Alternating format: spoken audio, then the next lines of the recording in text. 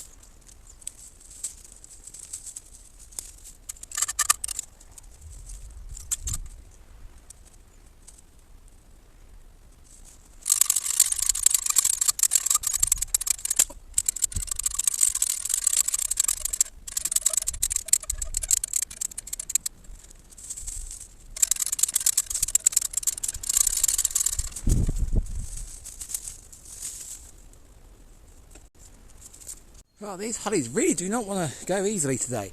So I've managed to get that one out.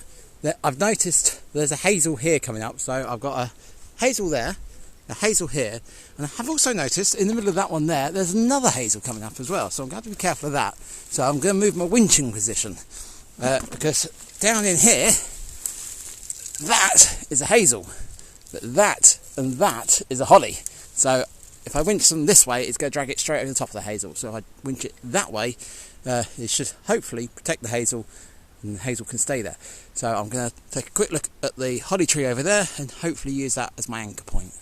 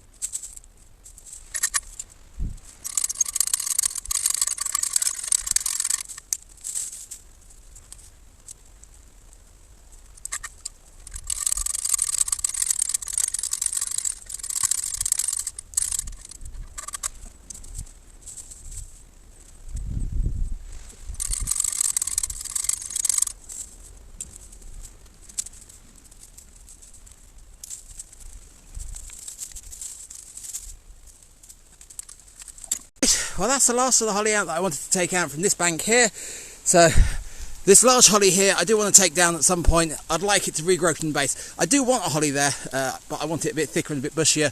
This is a bit sparse and spindly, but for now, I'm just going to leave it like that. Hopefully, by getting the light to the base of it, it might sprout out from the base anyway. But I've got nice hazel there, hazel there, hazel there, so I've got some trees coming along here. So when these silver birch trees do finally give up, because the roots on that are fantastic, but I'm sure it's not healthy for them. So when they do give up, the hazels should be established. So I did want to plant some ferns along here today, but the rain that was forecast has turned up. So I'm going to leave this for today, and I shall pick it up in the morning. So see you in a bit. Right, well, it's the next day. The weather's still feeling rather dodgy, but it's not supposed to rain today. So let's start by tidying up this mess.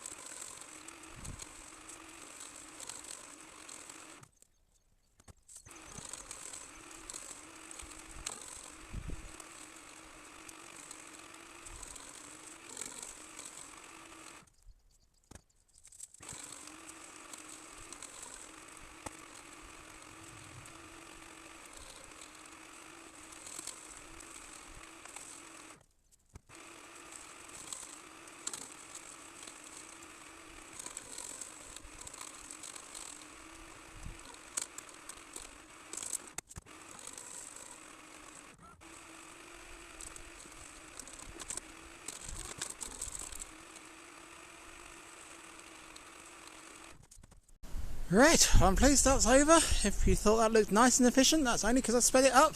That took me just over an hour to clear that lot. Some days you sort of feel one with the machine and you just feed stuff into it. Other days, like today, you just feel like you're constantly being smacked around the head by a piece of holly. So yeah, that wasn't fun, but that's clear. So I'll tidy up these bits, I'll get some plants up here, and I'll get back to you when I'm planting something. So see you in a bit. Well, that took me a while to get those up, mainly because I got distracted by some bracken, but you'll find out about that in a future video. But the selection plants I've got here is basically the same selection that I had last time, with the exception to this one here, which is a painted fern. So they are completely deciduous, so they died down to nothing over winter. So I didn't plant any last time because I wasn't convinced they were actually going to come back up again. But they've all started to grow, so I've got a few of these to go in. And they're absolutely wonderful because they have the purple and silver leaves, or fronds if you're using the proper term. But yeah, they should look absolutely fantastic. So I'm going to put that selection in all across this bank here just to liven it up. Obviously I've got to be careful because there are some existing ferns in here like that one there, but there's also some that you might not even notice like that one there. So yeah, I'll see what I can do and get them spray out across here.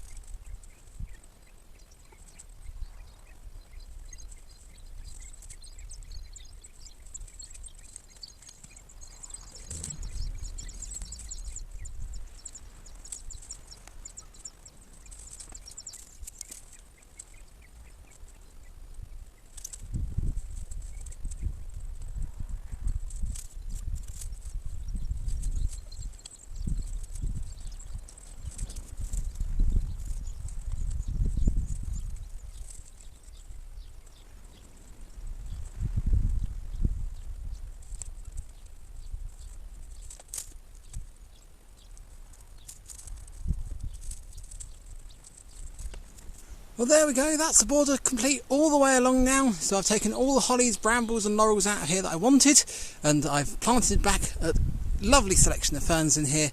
Now, it's been a lot of effort to get to this point, and to be honest, it doesn't notice, but that is a good thing because I want it to look natural. Obviously, it's going to take a while to get established. I'm going to have to keep an eye on this, make sure the brambles and hollies and that don't come back again. But yeah, it'd be wonderful if I could jump forward 5 years and go, this is what it looks like now. Unfortunately, I haven't got the ability to time travel at the moment. So yeah, for now, we're going to have to take the long route. So make sure you subscribe. So in 5 years' time, you can have a look at this and see what it looks like. But for now, if you leave the video a like, and I shall see you later.